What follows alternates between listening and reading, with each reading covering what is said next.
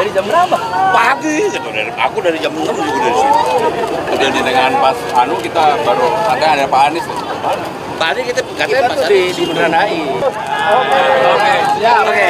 Iya, Mas. Siapa? Stay healthy. Iya. ya artinya gini ya. Kalau dibilang kita nggak nyangka, jujur nggak nyangka. Kita tadi dengar memang Mas Anies ada di ujung, di pinisi.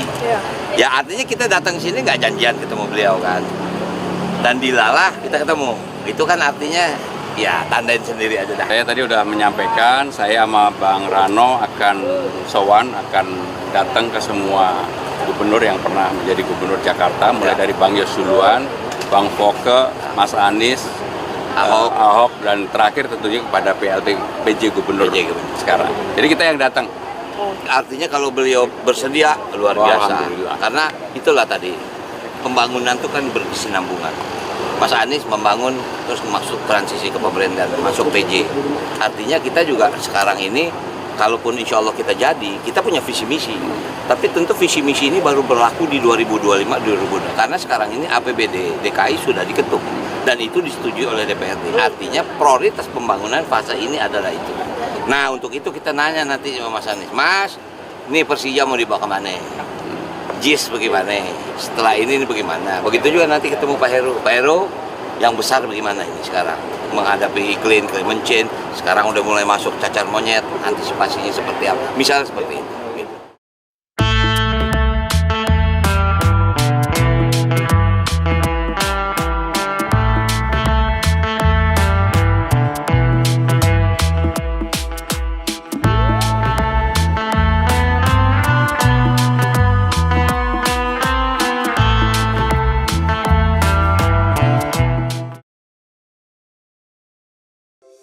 Di antara banyak sumber informasi, kami layak dipercaya. Karena kami menggali lebih dalam, berpihak pada kebenaran, berpegang pada data dan fakta, agar layak Anda jadikan referensi. Kompas TV, independen, terpercaya.